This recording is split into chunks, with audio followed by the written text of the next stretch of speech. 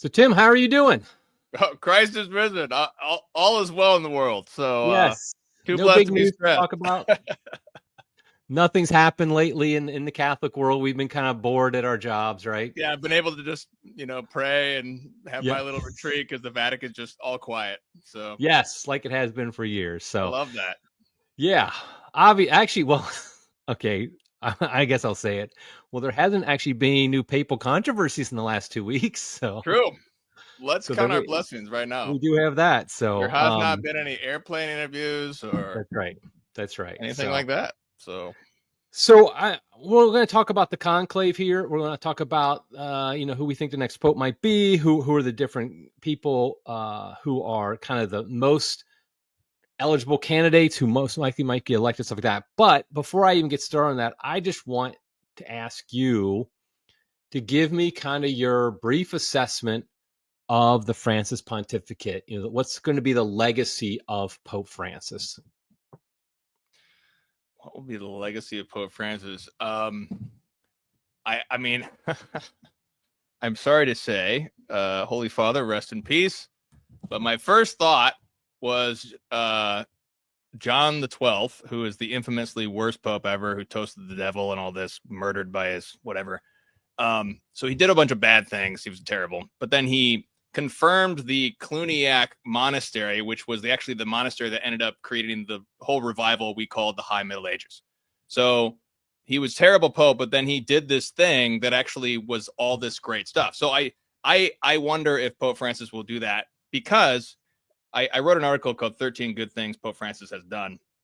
And I think some of those things could be long-term, really great things. In particular, we can mention 2 and 3 really quickly. One is confirming the FSSP, which he confirmed in a very explicit manner. And he also gave the SSPX full jurisdiction for their confessions and perhaps more. And also, I want to say his Sacred Heart encyclical, which I think is, we talked about this last time when we were talking about the synod on synodality of meetings of meetings. I haven't even finished it yet, but I think it's very, very profound and excellent. So perhaps there might be some long-term good that we don't see right now. But in terms of his actual pontificate, I'm afraid to say very negative in pretty much every category of analysis. Yeah, and I'm with you there. I mean, I think it's true. If you look at even bad pontificates, good things can happen out of them, which is kind of way God often works. And I do think his attitude towards the society should be noted. That it's kind of the whole only Nixon can go to China type of thing. Like he did loosen up any jurisdictional issues and kind of made it so. I mean, the next pope would have to remove them. And take an active step. And I don't think they will. I don't think no matter who we get will do something like that. So I think that's obviously a good thing. Anything we can do to kind of heal that breach, however you want to define the breach, I think is a good thing to normalize all relations with the society. I think is good. That Sacred Heart encyclical kind of came out of nowhere. Like I don't think there was any announcement of it really ahead of time. It just dropped. I mean, maybe there was a little bit, and it was just surprising because one of the frustrations I had with his pontificate is how little he talked about spiritual matters in any official capacity. I mean, he constantly brought politics into things. He constantly talked about the kind of the hot button issues of climate change and divorced and remarried and homosexuality, stuff like that. But very little just like devotion to the Sacred Heart. And accounts were that he had certain devotions. It's not like I'm saying he had no spiritual life in him. I'm just saying that he rarely talked about. I mean, he was attacking, traditional devotions all the time. So all of a sudden, that to come out of maybe that will be a high point looking back on his pontificate. And I hasten to add that there's 2 more things that might even be bigger long-term goods. One is the consecration of Russia, which Bishop Schneider says that is the real deal. In his opinion, that was the first actual real consecration of Russia. So that could be huge. We can't even overestimate what it could be if it was, the real thing. And then the last thing I'll mention is his attitude towards Eastern Catholics, where that was actually I've learned that at his funeral they had at least two. They had Greek chanting and Arabic chanting, maybe more, and that was different than Benedict actually.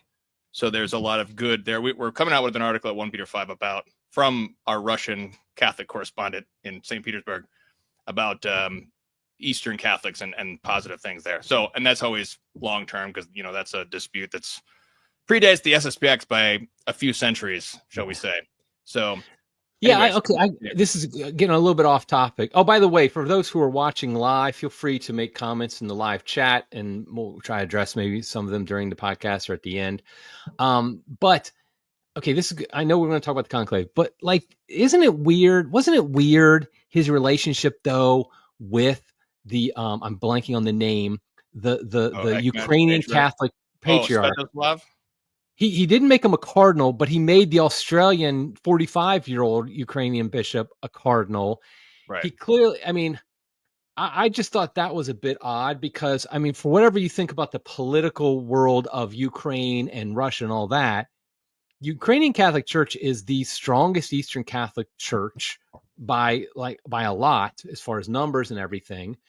The guy, clearly the leader, I mean, it just seemed odd that he didn't make him a cardinal. Personally, I think these Eastern Catholics should be full patriarchs and they're just automatically in the conclave, whether they're a cardinal or not and all that. But just the fact that he's not going to be a voting member of the conclave just seemed a bit almost like a personal thing or something. I mean, do you know anything about that? Why that was going on? Yeah, it at least as far as I know, it was interpreted as a personal snub against Svetoslav. And if memory serves, it was after Svetoslav opposed fiducia supplicans. I think, if I'm not recall, if I'm getting the timeline right, because as I understand it, Svetoslav was not made a cardinal, nor were more Africans after they all opposed fiducia supplicans. So perhaps that was behind that. But to me, consecrating Russia was an extreme, because unfortunately, the Holy See, very, very unfortunately, has again thrown the Eastern Catholics under the bus since Vatican II. They threw them under the bus before Vatican II in a different way, and they've thrown them under the bus in yet a different way because they're just kind of bending over the backwards to appease the Orthodox. And in a sense, that's good. There's a good side to that, but there's been a far too much sort of let's not offend the Orthodox, but let's just offend the Eastern Catholic brethren because we don't, right. That's the serious. But when he decided to consecrate Russia, to me, that was like a huge choice in favor of the Ukrainian Greek Catholic Church, which obviously was also being invaded by the Russians. Now, obviously, that was, in a sense, that was siding with Western media, which was all pro-Ukraine. So there was sort of a political aspect to it. So maybe he did this for bad motives, but still, I think it was a very, very good thing in the same way. So there's a lot to talk about there, and it's extremely complex with all the different Eastern churches. But yeah, and I think a lot of it might just had to do with he was tiptoeing a bit with Russia, didn't want to step on too many toes, offend them too much by having the Ukrainian Catholic, patriarch as a cardinal, because he's probably enemy number one among the Russian Orthodox and the Russians in general. So maybe it was just that, which is, I think, unfortunate. Like I said, though, I personally think they should change the rules so that the conclave is all the cardinals and all the patriarchs of the Eastern Catholic churches. But I don't think that's going to happen anytime soon. Okay, so let's just move on into the conclave. Give me your general kind of overview of what you see as the makeup of the conclave, because a lot of people are fixated, of course, about the fact that there's 108 of the 135. I think there's actually only 134, 133 actually going to the conclave. But basically, 80% of the cardinals have been selected by Francis. So people just kind of expect, I think people who aren't really following very much expect a Francis too. So what would you say, though, is a more accurate description of the overall makeup of the conclave? Well, every cleric, every bishop especially, and every cardinal most especially, is the sum of their entire formation, which is decades and decades under multiple popes, And there's just not enough super duper Francis sycophants to choose from, even if Francis, because he's just been Pope for 10 years. So like there's just not enough people who are super duper sycophantic regarding him to choose, all the Francis too. I think there are particular guys that we know who are super, very, very extremely Francis cheerleaders. We know that they're ideologically in line with their idea of what Francis is and what he represents and his potential and etc. So I think it's far more complicated. What I wanted to say on the outset was that Anglophone media tends to kind of make this dichotomy between liberals and conservatives. But I'm going to claim here that I think that is a non-Catholic way to speak about the situation, because first of all, in the English language, American media has an understanding of what liberals and progressives and conservatives are, which ultimately is a reduction of the Catholic faith, because something like Cardinal Pizzaballa, who's talking about justice for the Palestinians in the United States, that's like an issue that the Democrat Party has become. That's like a progressive issue, Palestinian justice. Right. But it's not a progressive issue. It's just a Catholic issue. It's like, let's not treat the Palestinians, genocide or whatever. And he's talking literally about his own flop. Exactly. This is his own flop. This isn't like something where he's like politically, aligning with the Democrats. Exactly. He's just like, this is his people that he's, I mean, that's his job to defend them. Yeah. And I would also, I've heard it a lot, even from Catholic sometimes, where they talk about like care for migrants or care for the environment are like the progressive issues. And I would also say those are also Catholic issues. I have a priest who I know, my good friend, who's a very strong Orthodox traditional priest, and he works with immigrants. So he's working with all these people in the United States who are immigrants, and they're having a hard time because of the strong rhetoric against the immigrants. Now, obviously, we're not advocating any sort of open border or anything like that, but just the idea of that's a progressive issue. No, it's not. Like, this is a Catholic way to look at all this stuff. So I would prefer the dichotomy Catholic in the broadest sense, and then on the other hand, suspected of modernism. Because under the Catholic umbrella, there's various schools of thought within that. Okay. There's like, on the one hand, you have like somebody like Burke, who I would say who's the closest to a traditionalist, because he celebrates the Latin Mass himself regularly, not just like at the request of a special event. That's his thing. And then you have more of like the communio type, where Cardinal Seurat's more in that line. You have... How would you define communio type, just for people who might not know what you mean by that? Well, communio types are those who are particularly formed by the Communio Theological Journal, which is basically like Ratzinger. Ratzinger is the biggest communio guy, as distinct from the Concilium Theological Journal, which would be the suspect of modernist school of thought, where you have somebody like Hans Küng, who openly denied dogmas. So therefore, he's a heretic, at least materially speaking. And this is where, so people like Cardinal Fernandez is the head of the office formerly known as Holy. Cardinal Fernandez, talks all about or others like him they don't talk about the doctrine of the faith. If you're talking about the doctrine of the faith, you're a Catholic. If you're talking about you're saying, oh, we shouldn't talk about unity, we shouldn't talk about truth, we shouldn't talk about doctrine of the faith, those are rigid. You're a suspected modernist immediately. If you think that that's not what the main concern is, you're a suspected modernist. Now, I say suspected because we can't really see per se, is he really a modernist? Is he culpable? Who knows? Whatever. I'm not trying to judge you. But if you think that that's wrong to talk about the doctrine of the faith, the professio fidei, you are not painting yourself as a Catholic. So with communio, with the communio group, like on a liturgical view, they're basically kind of the reform of the reform type of Catholics, as we would kind of sometimes define them here in America, right? Like they're accepting the liturgical changes of Vatican II and some of the reforms, but they're saying they're more against the spirit of Vatican II that took it too far. Would that be a general classification for them, or is that too simplistic? I think that is a general a correct way of generalizing the communio. I think Right. I would say that all Catholics oppose the suppression of the traditional Latin Mass. All Catholics. Right. There's a lot of Novus Ordo Catholics who prefer, like George Weigel. Let's give George Weigel some credit. He loves this Novus Ordo, and I have personal disagreements with George Weigel because he's kind of a neocon, right? But he's a great, he's a great guy, right? I mean, he has a lot of great scholar. All due respect to you, George Weigel, if you ever hear this, like you do a lot of great work, but you love the Novus Ordo, but you are against Traditionis Custodes. So I would say George Weigel is a Catholic in this very, very most basic general sense, because no Catholic can be opposed to the very basic fundamental tradition of the Roman Rite. Right. And so you have the Reform guys who love the Novus Ordo, but they oppose Traditionis Custodes. And then you have somebody like Burke, who's far more promoting the Latin Mass himself, more on the traditional camp.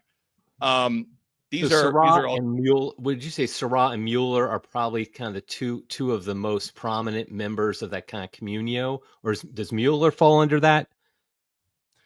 I think Mueller is interesting because both Seurat and Mueller, they celebrated the traditional Latin Mass for the Chart pilgrimage, which is the largest traditionalist event in the entire world every year. Right. And so by doing that, it's not just like, oh, somebody asked me to do the TLM, so I'll do it. This is like a statement to the world, basically, that they did it there for that group. So to me, that kind of puts them as one foot in this very traditionalist camp. Seurat, however, is a very strong disciple of Ratzinger. He was appointed by Ratzinger to be the head of the worship. He was sacked by Francis because he promoted the reform of the reform. He talked about the term reform of the reform, which was big. He wanted to do Ad Orientem in the Novus Ordo. So Seurat is very much a Ratzinger. Mr. Heaven here, our brother in Christ, Carl, Mueller more and more was saying his rhetoric, and not just rhetoric in a bad sense, but like the things he has said are extremely strong. Unlike Sarah, to his credit, he has a book called Silence, and he's much more cautious with his words. And the book is great. I'm not trying to criticize him here. I'm kind of like joking around here. So sorry if anyone is offended here, especially Mr. Black. It is a great book, and I recommend it to everybody. But, Silence is awesome. But the things that Cardinal Mueller has said are so fiery. Yeah. It's just he's talked about the synod, the synodality as a hostile takeover. He used those words in English. Those are his original words, hostile takeover. This is like the type of, there's really nobody, is there anybody more fiery than Mueller among the cardinalate? Perhaps Bishop Schneider would beat him. Because Burke isn't. Burke will say some strong things, Exactly. But Mueller's definitely more fiery and it definitely has increased. Like when he was made head of the CDF at the time, he was like, okay, that's good. And he was fine. But there was nothing about him that screamed to me, okay, this guy is going to really push back against Francis that strongly.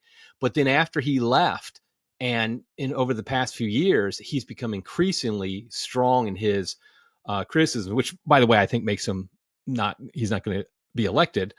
He wouldn't be elected, but still, he kind of has moved. I think he was firmly communio, but then I think he has moved at least to be more sympathetic, if not having one foot in the traditionalist camp. He also, I should mention too, he spoke for the CIC conference via recording, which is also significant because that's the largest traditionalist conference in the Americas. So these actions of his to basically take the traditionalists under his wing in the biggest sense of the word, very significant. I wanted to mention two other Catholic parties within the general, and this is where I think it can be really confusing, because we mentioned Svetoslav, and I would just say there's not as many Eastern Catholic cardinals, but they do exert a lot of influence in terms of their force, because they talk about synodality in a different sense. And there's been Eastern Catholics who defend synodality against the synod of synodality. They say that is modernist. What we have is actually traditional. And so there can be difficulty where, because of the issues are that can be complex, because synodality can be neo-modernist and to some people, but it can be very traditional to an Eastern Catholic. And then lastly, I want to mention the African Catholics. I just did a podcast for Mass of the Ages donors about Uganda, and we're doing another one about Cameroon. And it was interesting to see how much the African Catholics, for example, they're pro-Vatican II. And the reason they're pro-Vatican II, for one reason, is because Africa has so many religious and ethnic wars going on. And so let's talk to each other in peace. Let's stop killing each other. Let's have a little dialogue. Let's end the bloodshed. That message is very positive, but you could still be staunchly Orthodox. You could be, the whole continent of Africa was against Fiducia Supplicans. So it's a little bit more complicated than, oh, well, if you're pro-Vatican II, because Vatican II is very different in different places in the world. So I would say there's these different Catholic parties, but then, like I said, there's this neo-modernist, so-called progressive, but I don't like the term.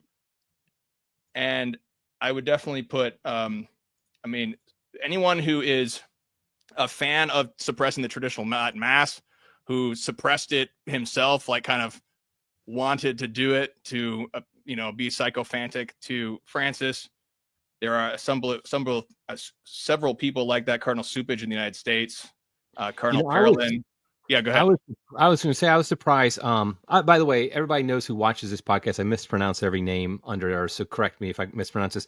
Arborelius, Cardinal Arborelius, who's I was going to mention him. I thought when I first was looking at him, I was like, oh, this guy seems pretty good. He talks about, he was a monk, I believe. He's a convert from Lutheranism, all this stuff. Then all of a sudden I found out that he really implemented Traditionis Custodes pretty strictly. And so it's now, what country is he from? I think was he Netherlands? No, he's not Netherlands. I thought he was Italian. Let me look. I just found out about him today. Forgive me for not doing my homework better. Yeah, I got it right here. Okay. Yeah, Sweden. Oh, okay. And so a lot of things about him, I was like, oh, this guy looks pretty good. He's the Bishop of Stockholm, Sweden, although he's born in Switzerland himself. But the fact, I'm sorry, but to me, it's a disqualifying thing if you implement Traditionis Custodes harshly. If you did one or two little things just to keep in grace with the Vatican, I don't support that. But at the same time, I'm not going to think you're going to be, I'm not going to assume you're going to be wholehearted. But when you implement pretty harshly, I kind of wonder. But let me just take real quick, just to make sure everybody's following. So you're saying there's basically four categories under the kind of the Catholic heading that overlap some, and that's the Communio party, the more strict traditionalist party, which is very small, the Eastern Catholic party, and then the African Catholics. Sirach kind of falls into all three of the four of those on some level. So like he checks a lot of boxes. But now we're talking about, the suspected modernism party. And I think, like, the question is, how big is this? That's the real question. Is it, I think if you look at these five groups, it's probably the largest of the voting parties. I think the Communio one is probably the next largest of them. But is it big enough really to just kind of make things happen? Get the guy they want rather than having to compromise somewhat and getting a compromise candidate. So just to go back to what you're saying, so who are some of the people in that group? Obviously, we mentioned Fernandez. We just mentioned Arborelius, I think is how you pronounce it. Who else would you kind of put into that category? I just found, Parolin, anyone, right. Parolin, Fernandez. I put Supage, but he's not really papabili, but. Yeah, but he's probably one of the most hardcore Francis disciples of any of literally of the 135 cardinals. He might be at the top of the list of being the most like Francis. Okay. Yeah. So I think there we go. Tagle is another one. Zuppi, Aveline, and Brislin were all people that I thought. And some of these some of these guys I've followed for a while. So like I'm very familiar with Supage. That's just 3 hours drive from where I live. I know I know a lot about Chicago. But people like Aveline and Brislin, people I just learned about from the Penton Montagna website. The College of Cardinals report.com, So, which is very good. You know, interesting. Zuppi, I think, is an interesting one because from what I've been reading about him, and I had some familiarity with him before the Holy Father passed away, but I wasn't like an expert on him or anything like that, is he's clearly ideologically aligned with Francis. But the word is he's just not, I mean, he's not a jerk. He's not like he's like a good guy by all indications, and he's not necessarily would be somebody who would necessarily maintain Traditionis Custodes. He might just be more like, let those guys do what they're doing. I'm not gonna spend energy on them. I don't know, but I have you heard anything about Zuppi other than kind of what I'm talking about here? Yeah, Stephen Cox, he mentioned that the Grand Master Freemason, wizard, whatever they're calling themselves, said that Zuppi would be a great pope. So, yeah. I mean, don't get me wrong. I think he would. Don't get me wrong. He's got like so many red flags. I mean, a bull would come charging at him. But the what I'm saying though is like, okay. In fact, let's talk about this for a moment. We've been talking about ideology, but to me, I feel like the chance we'll get a pope who is mostly ideologically aligned with Francis is very high. But at the same time, I think the chances we get a pope who has the same governance style as Francis is very, very low. And so my personal opinion is that we're going to get a pope who is, he's going to have red flags. He's going to have views that are definitely suspected of modernism. But I don't think he's going to necessarily be like, let's just attack the trads all the time. Let's like do basically a dictator pope and things of that nature. What do you think about that? Am I smoking something, or what do you think? Yeah, that is a very, I think that's an astute comment. I agree with the second part of it because it takes a particular personality to rule the way Pope Francis did. There are many credible rumors that in private, Pope Francis was extremely tempestuous, angry, prone to swearing and cussing, and people inside the Vatican behind closed doors just like really hated working with this guy. Holy Father, rest in peace.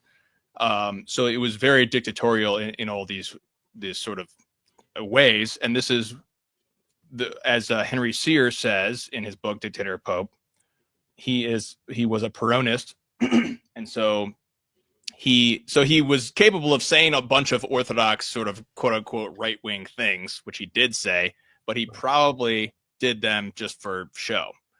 He knew what to say. Perhaps I'm wrong. I don't know. But the other thing you said was that it's very likely that there will be a Francis II. I'm not sure if that is. Well, just that the Pope, the next Pope, will be ideologically more aligned with Francis than not, is all I'm saying. He might not take the name Francis II, but that he basically has a similar view of, of kind of the church and the faith and things like that.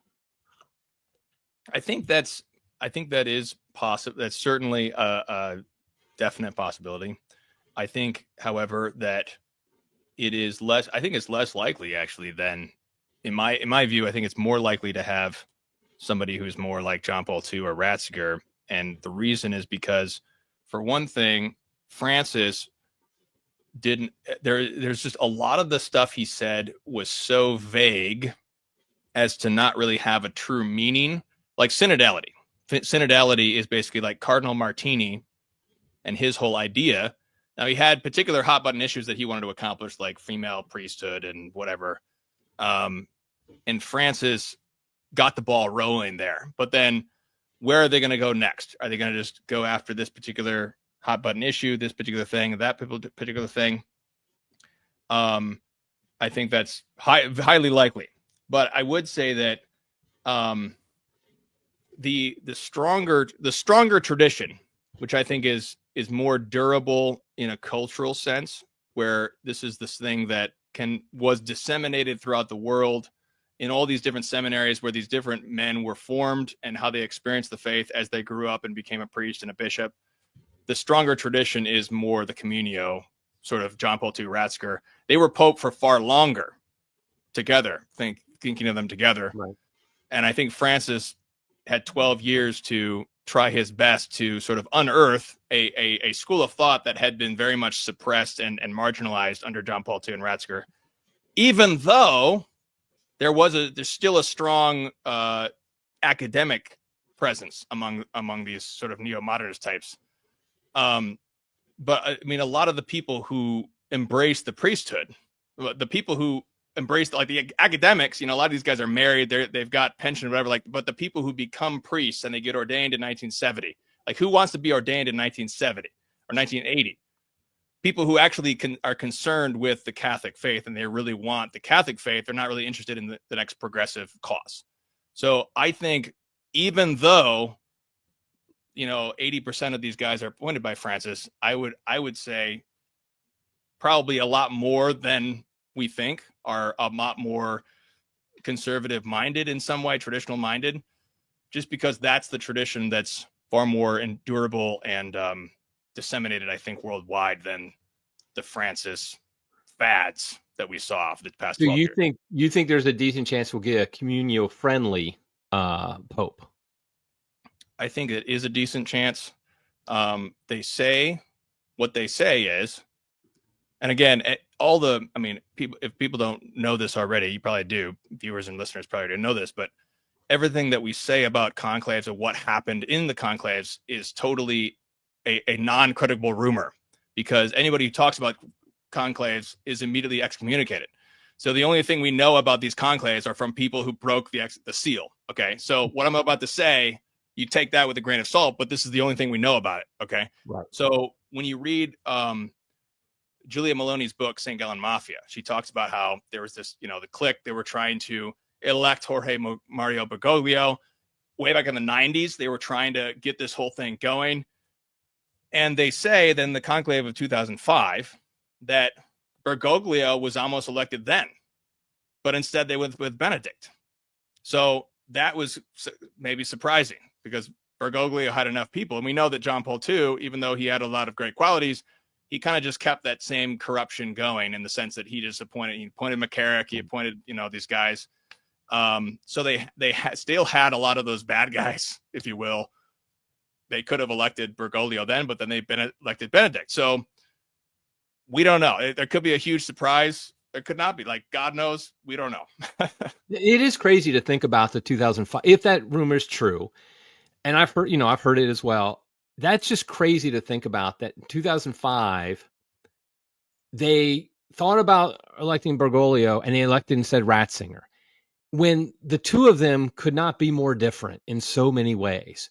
And yet it's just like it does tell you, don't get too confident in your predictions, because those are two very divergent paths, and they ended up they picked one time, and they picked the other one the next time. And it's kind of like what the thinking was behind the Cardinals in each case. I personally think that a number of the Cardinals who voted for Bergoglio in 2013 didn't really know who he was.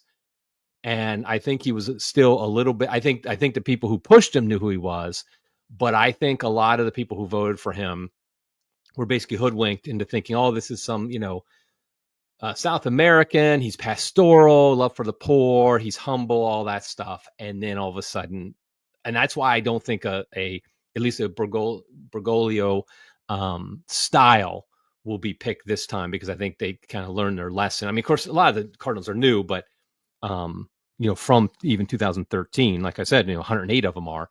But I think there's a lesson that they probably will learn from that. So who are some of the candidates that might be like that have been talked about, at least? Who are some of the people who you think actually have a realistic chance of being picked? Now that we've kind of talked about the different camps and what they might be looking for, who do you think what are some names? I don't know. I let me preface this by saying, to confirm, to agree with what you just said, that kind of even sort of the non-traditional neo-modernist side kind of learned their lesson with Francis, because Cardinal Pell's, rest in peace, his anonymous letter to all the cardinals a couple of years ago, he said in that, so this was like inside baseball, we're going to talk only to us. And he wrote it anonymously, but we later found out it was Cardinal Pell who wrote it. He said, Pope Francis, he said, basically the unanimous opinion of this pontificate is that it is a disaster from every single viewpoint. Even he said, unless you're Antonio Spadaro, you do not like this pontificate. So he was like making a joke. Like there's only like a few people who are really, really super Francis. And there's certain reasons why even the modernists don't like Francis or didn't like Francis. Like his dictatorial style, his very unfortunate and lamentable dealing with sex abuse, because even the neo-modernists care about that because it's about their reputation with the secular media. But who has a real chance? I have no idea. But if you want me to make a bold prediction, I mean, let me give credit to George Weigel, because I feel bad that I kind of insulted him earlier. But he said, which I thought was really good. He said in a recent discussion, he said the choice of the conclave is between Germany and Africa. Those are the choices. Oh. I thought that was very astute, because he mentions how the German church is rich, but spiritually dead, 2% mass attendance, whereas the African church is materially poor, but very much alive. As I said, I just did this podcast. The increase of the church in Africa in the past 100 years was 6,000%. It's more than the entire history of Christianity combined. Right. Like that's how intense the African conversions are. They got African priests that are being sent to America. They have so many. Right. My friend lived in Tanzania. They said that they have so many priests that the bishop was turning away the seminarians because he said, we don't have enough doctors. You got to be a doctor. We've got too many priests. I mean, like they have too many priests. That's how intense it is in Africa. Now, Francis was very much a German, which was interesting. He was very German. To be clear, Weigel's not saying the next pope will come from Germany or Africa. Yeah. He's talking more about the kind of the ideology, the center of gravity. Center of gravity. That's right. Yeah. Right. And there's no question Francis's center of gravity was aligned with Germany. Yeah. So like one of the first things Francis did, he promoted the arch enemy of Ratzinger, Casper. Right. So most of the Germans are bad. I said in my outline, if you're German, you're a suspect of neo-modernism. Sorry. One of my favorite guys is German, Hildebrand. But unfortunately, many of the Germans are neo-modernists. Muller is an exception. Ratzinger is an exception. Perhaps Cook. Cook is kind of, I think there's Wolecki, another exception perhaps. But unfortunately, and this is the situation.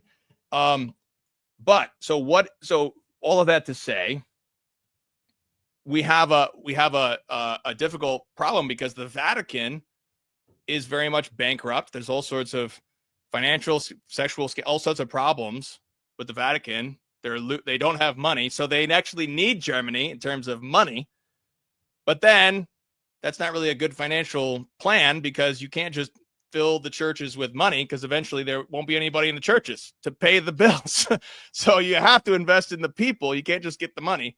So then if you're talking about people and souls, then you want to go with Africa, because Africa will populate the whole church with priests and bishops.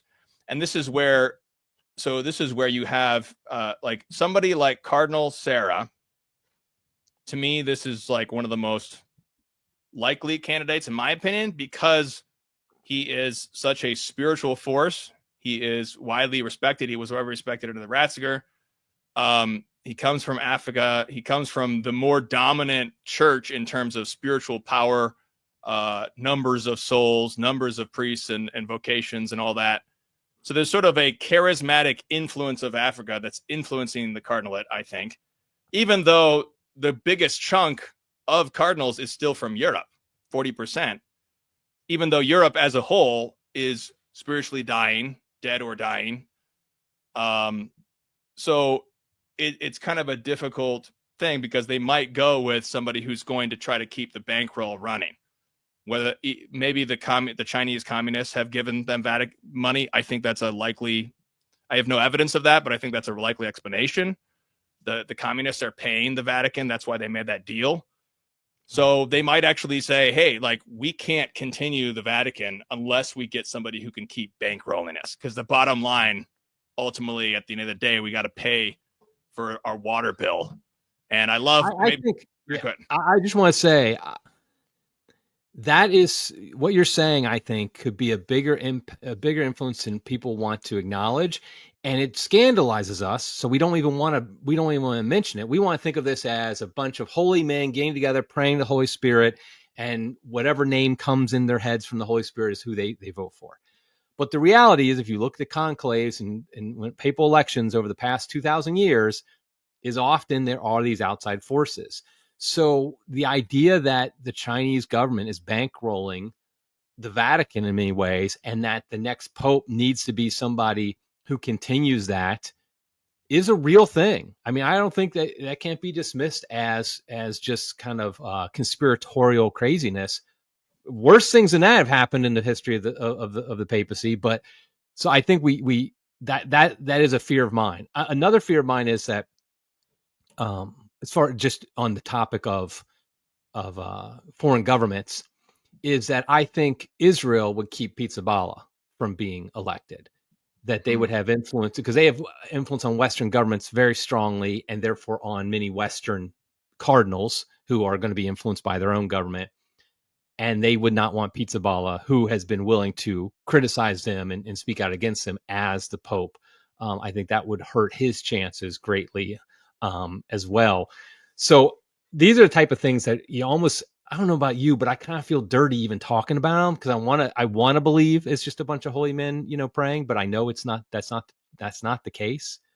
But yeah, who would be somebody who walked out there, Parolin obviously, who walked out on the loggia and you thought, China really had an influence? I mean, is there any other cardinals other than, Parolin, I think, was one of their guys.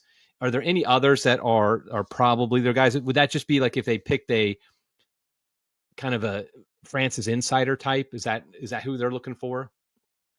Well, Parolin would be the guy if they want to keep the, if it's true what we're speculating, the Chinese are bankrolling.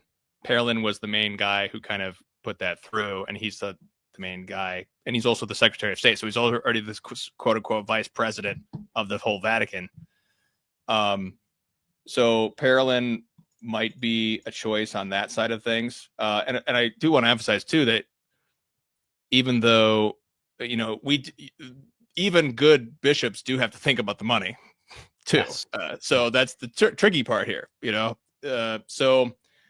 I'm glad that Cardinal Fernandez is not considered a papabili, but I wondered, Eric, did Karol Wojtyła, was he considered a papabili? Because he was kind of like this random guy from Poland. He was. Was he? Okay. It's like kind of a myth that he came completely out of the blue. He was definitely not the front runner. And just because everybody just assumed an Italian at that point, remember, no Italian had not been elected in 400 years. And so, but at the same time, he was definitely on people's, mouths, people talking about on their tongues, talking about him. So, but I definitely he was an outside shot. Fernandez, I just think Fernandez comes across as such a weak, like sycophantic, if I pronounce it right, man, that I don't think anybody has any respect for him. Like, I really think everybody knew he was just going to be a mouthpiece, that he was going to because you did this with somebody else, I think already. I just want to know, the document they produced on artificial intelligence was actually very good. Fernandez signed that came out a couple months ago, and I've read a lot about artificial intelligence, looked into it a lot.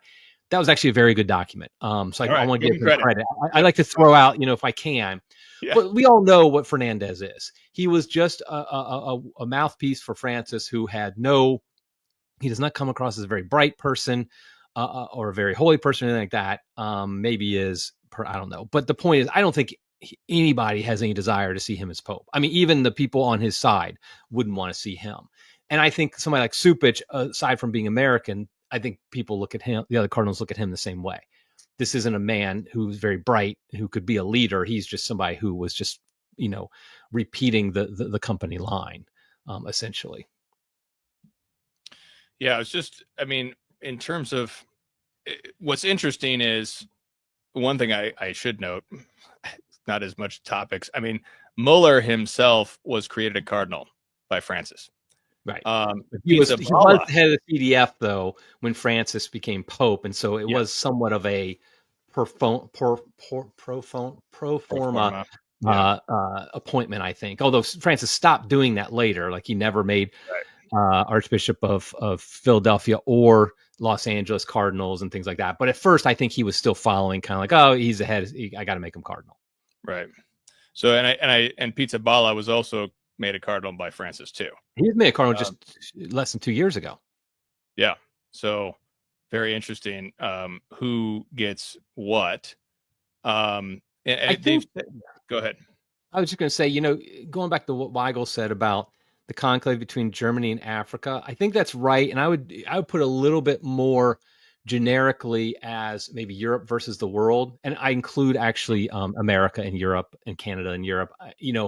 But just it's a whole different. That's why I think people really need to not be fixated on how many cardinals Francis appointed, because I honestly think he had two different categories. If he's appointing somebody in America or in most of like Western Europe, he picked an ideological ally. If he was picking somebody out in the peripheries, he just picked somebody out in the peripheries because he liked the idea of, oh, we have now a cardinal who's the bishop of Baghdad or in Sri Lanka or wherever. He just liked to pick, people out there who he thought kind of gave a good, because I think he sincerely want the peripheries thing. A lot of us joke about it, we make comments about it, but I think he sincerely was like, let's expand the influence of the church outside of Europe, expand their influence in the universal church, which I think in a lot of ways is a good thing. So I do think that, Africa is probably the strongest kind of voting block of those peripheries. But I think if you look at the cardinals in Asia, particularly, and other places like that, South America, Latin America, a little bit, I think that they might be more likely to maybe join together in a coalition to try to get a candidate, maybe not their own candidate, but at least force a compromise, with instead of a strict modernist type candidate. Yeah. So like, this reminds me of at Vatican II, most of all the bishops were from Europe, obviously, but there was a general coalition that formed among the Northern Europeans in particular. And I was just looking at the map here on the College of Cardinals report. And it is true that the biggest chunk of cardinals is Europe, but that's only 40% of the cardinals. So what if we had a coalition of non-European cardinals? If that happened, they would easily gain a majority, if not the 2/3 required. But at least they could be a much more dominant force. I mean, they're sort of charismatically speaking, because this is things that people have, number of Vaticanista people have mentioned. They've mentioned how the force of charisma and this sort of spiritual force of preaching and whatnot had a significant influence on Bergoglio's election and Benedict's election. They mentioned Bergoglio made this speech during one of these conclave meetings. Everyone's like, wow, he's really cool. Let's get him. And then Benedict already had a pedigree and everything. I mean, that was his whole legacy. But I just heard this on Raymond Arroyo. He mentioned how Ratzinger made the funeral homily for John Paul II. And that was where people were like, oh. That was a huge switch. In fact, people literally the day before that said Ratzinger has no chance. People were saying Ratzinger has no chance. He doesn't want to be Pope. Nobody wants him Pope. He's considered like this, bookish kind of distant person. We don't like him. And he made that the homily at the funeral of JP2. And literally it was like a switch was flipped. And all of a sudden he became the leading candidate. So I think like these meetings they're having right now, the general congregations, and then of course in the conclave itself, it could be that somebody gives a very good speech and that's enough to sway. I mean, it's happened before recently. Yeah. So like my question is like, who's more likely to give such a speech, a European or an African? And I say this as somebody of a European descent in America. Like, obviously the Africans are going to win the day if we're talking about like a rap battle, preaching war sort of thing, It would be interesting. I don't think anybody's looked at who are the best preachers of the cardinals that are kind of in the running, because good question. I could very well see. I don't know. I don't know. I've never heard Parolin, for example. But if he gets up there, of course, he had that medical issue the other day, but if he gets up there and he gives a real dull kind of speech about the state of the church, maybe people are like, eh. Whereas all of a sudden you get somebody come out of nowhere who is, just gives a great speech. I mean, that's what happened. I mean, literally, I was very much following it in 2005. Okay. And I loved Ratzinger. He was my favorite by far. In fact, I was a Ratzinger, fanboy since Hey, the you day must I have gone became. wow when he got it. What was it like? Oh He my came on the gosh! loggia. It was just when when the Cardinal said Joseph, and I was like, it can't be, because I mean, because I was like, okay, Were you because watching it live? oh yeah, I was watching it on TV live, and like my family had gone out for some reason to run some errands or something, my wife and the kids, and like I'm literally jumping up and down cheering. They drive in a few minutes later. I throw open the garage door and I'm yelling, Ratzinger's Pope. And my oldest kid at that time was like maybe 8 or 9 or something like that. So my kids are just like, Dad's gone insane. My wife, of course, was very excited, nowhere near as excited as I was, but because she's not crazy like me.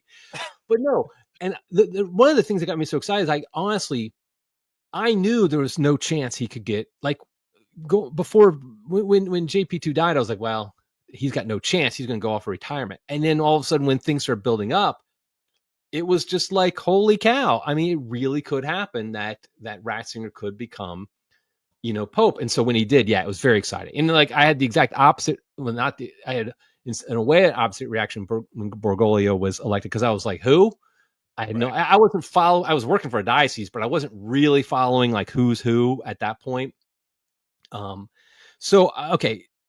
So yeah, so I think that you're giving me more hope that we're not going to get a disaster. I want to say something I said in my previous podcast, but I do think it's important. And I want to make sure, and I know you believe this too. No matter who walks out there, I am going to be in communion with him. And I'm assuming all the Cardinals agree that he's the man who should walk out there. If all of a sudden like 40 Cardinals say, no, this was like stolen and he's not really the Pope, okay, then all bets are off. But let's just assume the College of Cardinals are like, yep, this is who we elected. I'm going to be in communion with him.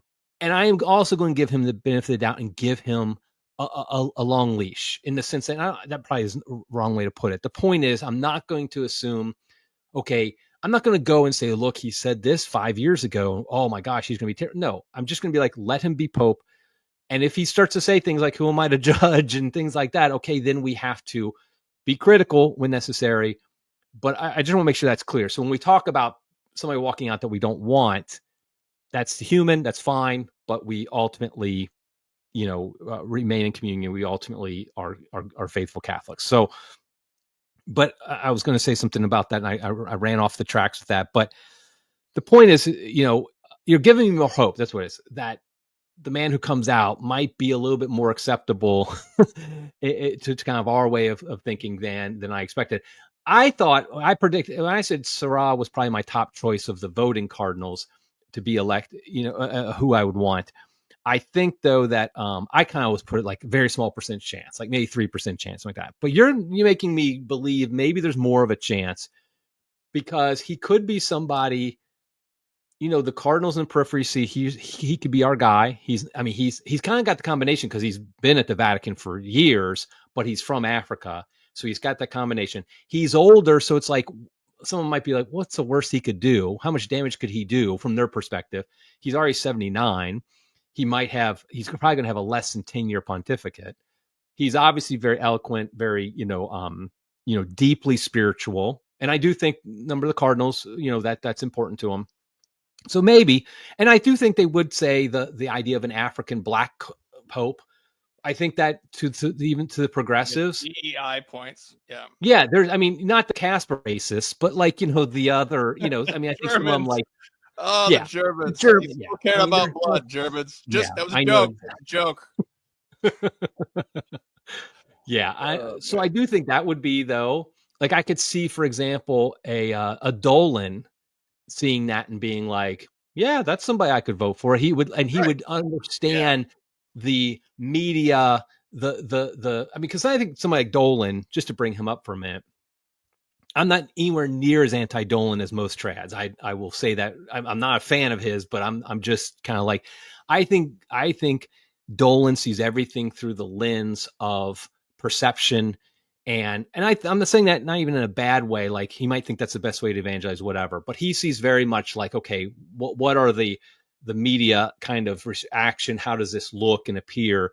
And I think somebody like that would say, oh yeah, Sarah would come out very, that's somebody I can sell to New York, so to speak. There you go. Um, Right. and I think he's not the only one. Yeah, some of the Cardinals, how many, there's a couple Cardinals from England. I can't remember. I'm blanking on the name of the Westminster Cardinal. Anyway, I think people like that also. So I think it's not, maybe my chances, my running odds that he would be elected maybe have bumped up a bit since talking to you, because I can see how he ticks some boxes for people that that they would like. So who are Now, some other some other names of people that you think are likely, whether or not you think it'd be a good thing or not? Like who else are you thinking? well, I let me first say this part in that I think you really brought up another party just now with Dolan. And I don't know if Dolan's a part of this sort of block, and that is the status quo party. Because what we saw with Traditionis Custodes, we saw a very ideological document, which was very, neo-modernist, basically, to destroy the Latin Mass. But what you saw was the vast majority of bishops did nothing. And that it's not because they love the Latin Mass. It's because they love the status quo. Yeah. They saw that the TLM parish was paying their bills. So like, why should I stick my neck out and do cause a bunch of headache for me that's going to mess with my budget? That's just status quo. So like another factor is how many of the Cardinals are just sort of status quo Cardinals. So like, I just want things to stay the same. I want to continue to and part of that is Francis is not status quo. He's not status quo. He did not just continue. He just made a mess, as he said himself. So that I think that's a very strong momentum, is that people just want to be left alone and continue to do what they're doing and continue to do whatever it is, even if they don't even care about the Catholic faith one iota. They're just doing this as a job. It's a status quo. So I think that is another reason to have hope, because people just don't want this upsetting of the status quo, which is what Francis did. And that, by the way, that is kind of what I meant by when I said earlier that I don't think they'll take someone with the governance style of Francis. Yeah. Is because the job of a bishop and the Cardinals, is whack-a-mole. Is just like, okay, what's the latest crisis? I got to put that down. And Francis created crises for them. And they just were like, they want somebody who's like, can you please just make it so my job's easier? And I'm not even saying that in a bad, like, I mean, some of it's bad. I think some of them are careerists and things like that. But like, I understand that, because they're like, I want to do my actual job, and I can't do it because I continually, however they perceive that to be, I'm continually these new crises I have to address because of what the guy in Rome is saying. I don't think they want that. So yeah, so status quo, I think that's a good way to put it. So, but to answer your question, honestly, if I look at the 20 papabili on the College of Cardinals report, I only really know half a dozen to a dozen pretty well. These other guys are pretty unknown to me, and I'm just getting to know them for the first time. Like, Cardinal of Myanmar, I don't, Cardinal Malcolm Rajesh from Sri Lanka. I don't know anything about you. And I also, you brought him up. I got to bring him up. This is the guy I'm actually rooting for, Rajesh of Sri Lanka. Okay, so I say that there's some lightness to that. What I'm saying, I kind of was like looking through him, and I told my wife, I said, this is the guy I kind of feel like I'm pulling for. That I think he is okay. So, and I'm not claiming to be an expert on him, and I've learned most of this in the past week or so. Although I was familiar with him beforehand. He's a Ratzinger guy, definitely Ratzinger guy. And he's got, he's like worked with the poor, but he's a scripture scholar. He banned female altar boys. Wow. Yeah, female altar boys. That's what I Yes, call exactly. I thought you misspoke, but I'm like, no, I get what you said. Yes. And that's why he's kind of like, people know him. He's fluent in 10 languages, which include Hebrew, Greek, and Latin. He is he's a conservative, but he's got real pastoral experience. And I kind of say that, like, I do think it matters, by the way. I don't want to act like pastoral experience doesn't matter. I do think it's nice to have pastoral experience in that position. But I also think that sells him to certain parts of the conclave if he has that. But he's a communio. He's a reform of the reform kind of guy. I don't think he would be anti, TLM or anything like that. He's Novus Ordo guy. Don't get me wrong. He did oppose he opposed TC. Right, exactly. And so, like, they banned altar girls. And I just think there's some, divine. He's got experience in evangelization, divine worship, things like that. So I'm not saying I think he's got a great chance. What I'm saying is like, that's the one I decided to pick. I'm like, okay, this is what I'm kind of going to pray for. And like, maybe he'll be the guy. You mentioned him, so I got to throw him out there. And I do think he is one of them. I listed 7 people I'd most want to see be Pope in my podcast earlier this week, and he was one of them. I think that would be a big improvement over what we've had. But sorry, I interrupted you just because you brought him up, and I'm like, he's my guy right now. So, well, that's fantastic. I mean, I'm glad you brought him up, and I just want to emphasize, like what I learned from doing this African podcast is that the world outside Euro United States, I should say, Euro, like Canada, United States, and Europe, are very similar. But then when you go south of the Rio Grande, you go into South America, you go into Africa, Asia is a massive country, huge, massive country. Like, I don't know anything about the church in Sri Lanka. I have no idea. So these issues like synodality, like, what does synodality mean in Sri Lanka? What does that even mean? How do they apply that? Like, if he's cheering on synodality, does that actually mean that they had a bunch of ethnic wars and they want to actually try to, like, get along with the Muslims because they're killing each other? Like, maybe that's what they mean by ecumenical dialogue. They're not trying to say, oh, well, there's no Jesus Christ you don't need to be baptized, like they say in Europe. That's what ecumenical dialogue means in Europe. But ecumenical dialogue, go ahead.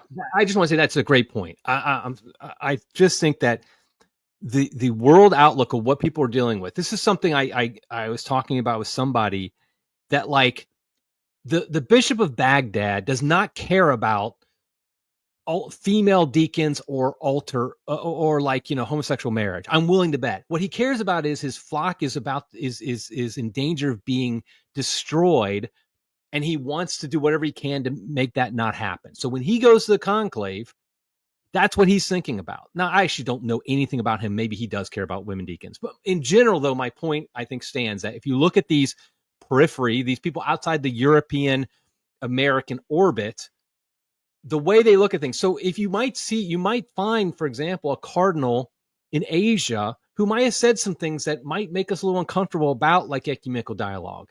But is it because he's basically like, I got to basically do what I can to keep them from killing my people? Or is it because he's a complete modernist and a heretic, like of the American or European mold? I think that's why, as Americans, we need to kind of slow our roll about, like, okay, let's not be too quick to be like, okay. And I think that also comes up, like, I think there's a good chance, no matter who the Pope is selected, they're going to be way more pro-migrant and migration than MAGA movement. I mean, I just think that's just what's going to happen. Because I think in general, they just have a different perspective. You talked about at the beginning of the podcast, but they have a different perspective on it. They're going to look at it from a very Catholic viewpoint, hopefully. Some might be more. I mean, I think Francis was political about it.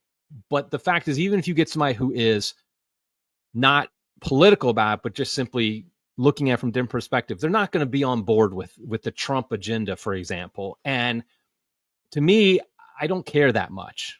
If they promote, like, if they're willing to allow the traditional Latin Mass to flourish, if they promote orthodoxy, if they have a few views that are not aligned with certain American political views, I don't care. I mean, honestly. Yeah, as far as I know, I mean, I'm an American, so I don't know much about the non-American world and how the rest of the world sees things as much as I do in America.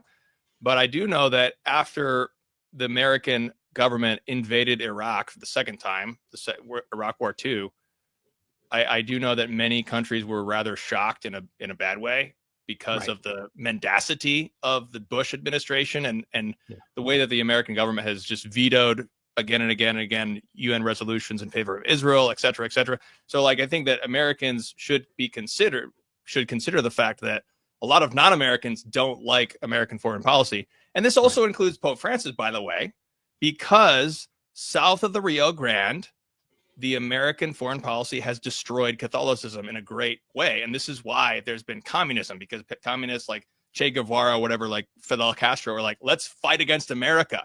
Even Oscar Romero was begging the president to stop sending weapons to the El Salvadorian rebels because he's destroying the Catholic Church. So like there's an aspect to that with Francis. Like Francis hated America. There was no joke about that. Oh, yeah. Part of that was because he just, it seems that he just had no idea what we were about. But at the same time, Americans like us, we should be like, well, there's actually an argument to make here that, Argentinians might not like us for a good reason because American foreign policy is horrendous in a lot of places. Not to say that there's a lot of good things. Our armed forces are, giving blankets out and building roads and all that good stuff. That's all great.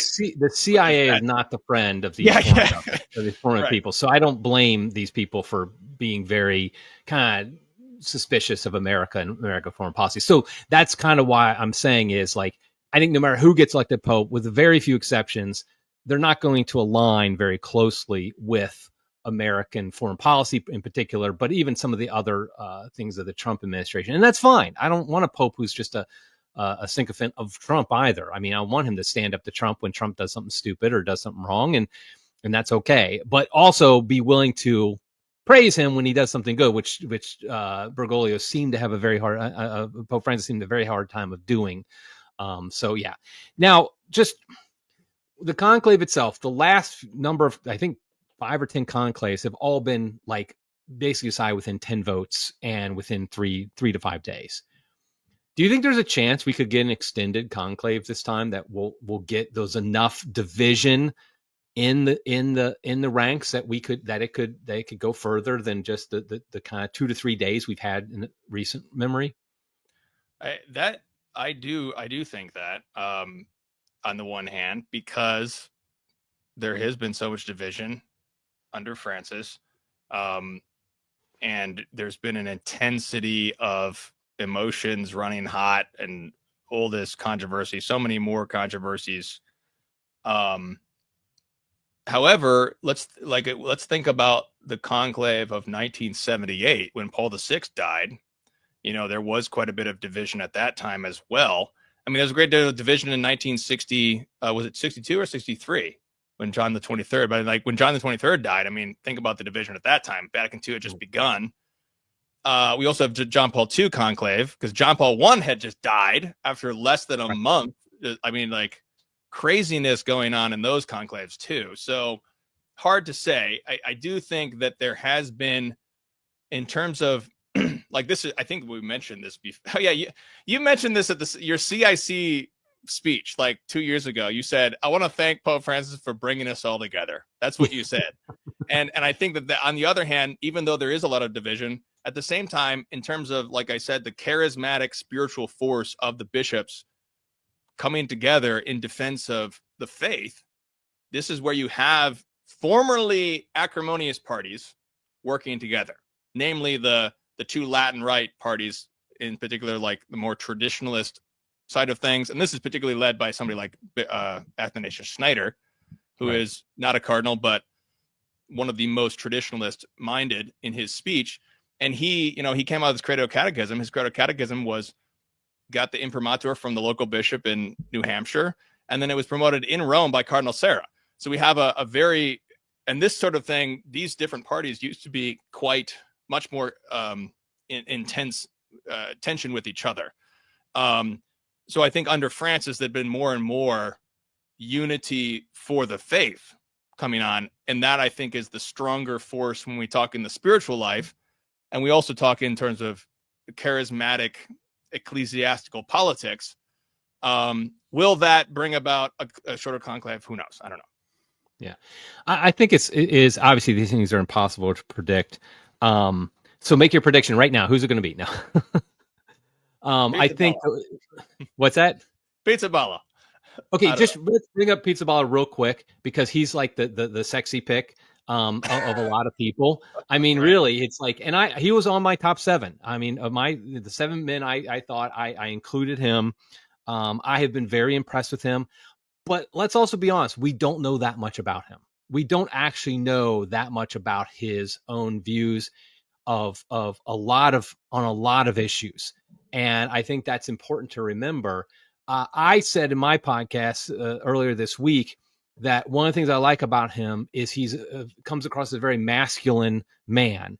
And I think one of the biggest problems in the Catholic Church today is the effeminacy that is rife within the clergy, within the hierarchy of the Catholic Church. We have so many men who are just, I mean, look at how many were picked by Francis to move up. I mean, almost every cardinal picked by Francis from America, I would probably classify in that effeminate category. If I'm forgetting somebody who's actually pretty good, I take that back. But most of them. Whereas Pizza Bala is actually, he's masculine. He comes across as a strong, courageous type of person, and I think that alone would be a good signal for the world to have a pope like that. But at the same time, we just don't know. He could go in there and be like, actually, I am for women deacons. I mean, I don't think I haven't looked close enough, but I think there's a lot to like about him. But I think his chances, there's parts of him that make him a good compromise candidate because he's not that well known. That lets people kind of put their own thoughts on what they want onto him. So I think people could do that. The fact that he is kind of got a strong presence on the world stage at this point, I think is very good. But ultimately, he's 60 years old. He literally turned 60 on the day Pope Francis died. That's a young pope. That would be could potentially very, very long pontificate. And I'm not quite sure if they're ready to pull the trigger on something like that at this point. So I think that alone could really take him out of the running. I'm glad you brought up masculinity, because that might be the single charismatic factor. And the reason I say that is because of the way that universal fatherhood in the church changed dramatically, especially with Paul VI. Because before that, there was, the popes were sort of, there was at least a masculine ethos to their fatherhood. And Paul VI famously was accused of homosexuality. It's probably a false rumor, but I think that what that showed was people were not seeing him as a masculine father. And because of what happened, because of all the crisis and like what would happen, what would a masculine father do in the crisis of 1968, 69 and whatnot, Paul VI was very hands off. Right. He said a lot of things. He didn't discipline. And this is what we've promoted at OnePeterFive, is that the charitable anathema is the way out of the crisis.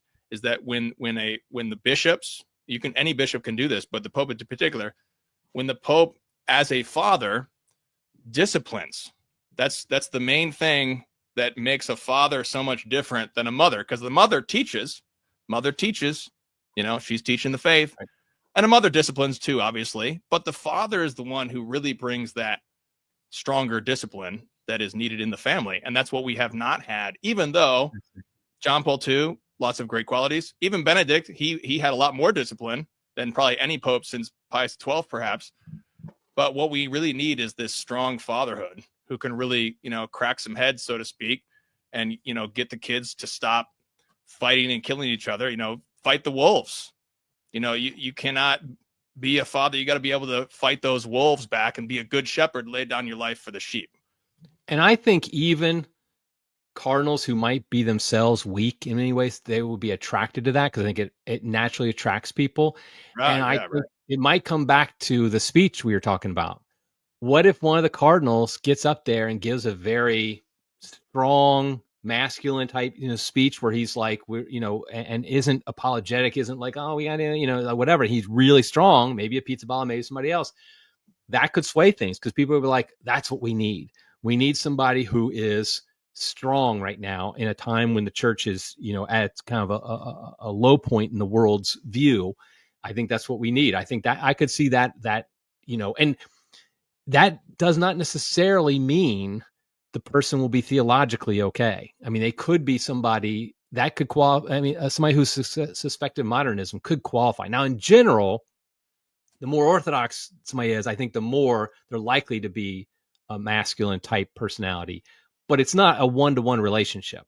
There are some of the more neo-modernist types that also could project that, and so they could be it. But I think that might be something to look at for as far as personality goes. And Pizza Ball definitely seems to fall into that. But again, I think the biggest thing against him is his age. I just have a hard time seeing them picking somebody who's only 60 years old, because they know that means, especially how long people live now. I mean, Ratzinger lived into his 90s. Francis, 88. If he lived to be, I mean, it could be a 30-year pontificate. That is a very long pontificate.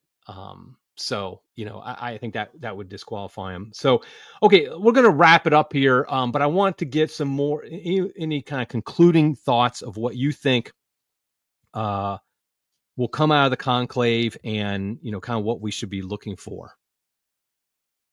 Well, in my opinion, I think there is a temptation in modern times to hope that politicians will fix everything. There is obviously, I voted for Trump 3 times. I like Trump, but a lot of people think that Trump will just fix everything. And I think that we have a temptation for the Pope as well, because we have a temptation that if we can just get this holy Pope, he'll just be able to fix everything. I think I see Catholics be saying this, even traditionalists saying like, oh, we just need a holy Pope, he'll just fix everything. I do not think that is, I think that's a wrong way to think. In my opinion, my view, looking at history, I think that what really changes things is a mass movement of repentance, because I believe that we are suffering from the wrath of God that's been poured out on us, as Fatima prophesied. We had the world wars, but now we have this ecclesiastical crisis, which is also the wrath of God, in my view. And I think that a single holy Pope is not enough. I think Fatima said, yes, the Pope has a role, obviously consecrates Rush and all that, but there's also the first Saturday devotions. By the way, tomorrow's first Saturday. God is first Saturday. So I think we need to have a massive movement of repentance. I mean, where are the saints of today? Where are these living saints? Where's a Padre Pio? Where's these saints who are leading our church? We don't really have a lot of those saints, unfortunately. And I think that's because our own lack of penance, our own lack of repentance. So I think that it's easy to hope, or perhaps it's not easy, but, we want to just, good Pope will just fix everything. I don't think that's enough. I think God really wants, only reason God pours out his wrath on us is that we may repent, and that we may truly draw closer to him. So, and yes, of course, First Friday, we have our First Friday reminder today that this is our crusade of Eucharistic reparation. That's why we promote that lay fidelity at OnePeterFive, is that we want everyone to offer at least 1 hour of Eucharistic adoration reparation per month, at least. And that's the type of mass movement that we want. And I think that as long as God's people do not repent, we will not see change. I think that's the long and short of it, in my view. So that's what I would emphasize here. But part of that is what you said earlier. Like, we need to really love the Holy Father and love him and adhere to him and adhere to him in a filial sense. And try to increase in our charity towards our brethren. So those are some of my thoughts. Yeah, I think that's a good thing to kind of end it with, and I'm in complete agreement. I do think, obviously, a pope is more influential than a president, but at the same time, I think the fact is that expecting everything to be fixed by a pope or destroyed by a pope is just not a Catholic way of looking at it. The Pope is important. He's the vicar of Christ. All that is true. I'm not denying any of that. At the same time, though, the fact is that the way the church comes out of the morass it's been in for the past 60 or so years isn't going to be just one man, no matter what man it is. It's going to be, like you said, saints being raised up. People I see her peeking out in the background, Sister Wilhelmina. There's a saint. Yes. a modern saint, for today. We Yeah, need more there you Sister go. Wilhelminas in the church. That I think we have more of those. It all bubbles up, and eventually we get a holy pope, a very great, because of the prayers and the sacrifices and the fast and everything of the people. So, I think that's where obviously we should be praying for the conclave, praying for the cardinals, but also praying for more saints to be raised up, like Sister Wilhelmina, and people of that nature. Of course, we should try to become those people as well. So less influencers, more saints. Is that what you're saying? That's what we want. Yes. Yeah, exactly. Okay, very good. Well, I appreciate this, Tim. Also appreciate everybody on the live chat for contributing with your comments as well. We always do appreciate that. And like I said, today's First Friday. Hopefully you went to Mass today. Tomorrow's First Saturday. Do the First Friday, First Saturday devotions. Conclave starts on Wednesday. Be praying. I'm personally praying a novena right now for the conclave. There's a few of them. Cardinal Burke has issued one. The Society of St. Pius X has issued one. I think Bishop Schneider may have. And so pick one. Just make sure you know whatever it is. But I think by this time next week, there's a chance we'll have a pope because 2 to 3 days. I think. Okay, here's just before I get off. I'm actually going to be traveling to Steubenville that next weekend for my son's graduation, which means I might be like, when the white smoke comes. I told my son, I said, I might be at your graduation when the white smoke comes at Steubenville, which would be kind of funny because everybody in the graduation ceremony would care about it. He said, if that happens, I'll run up, grab the mic, and I'll just announce it to everybody who the Pope is. I was like, there you go. So don't think that'll actually happen. But anyway, so we'll see. So keep praying everybody and everybody just follow Tim's work over at OnePeterFive. That's our sister publication. Doing great work over there, OnePeterFive.com. Just make sure you go over there and kind of keep track of what they're doing, follow them on social media and all that stuff. So okay, everybody, until next time, God love you.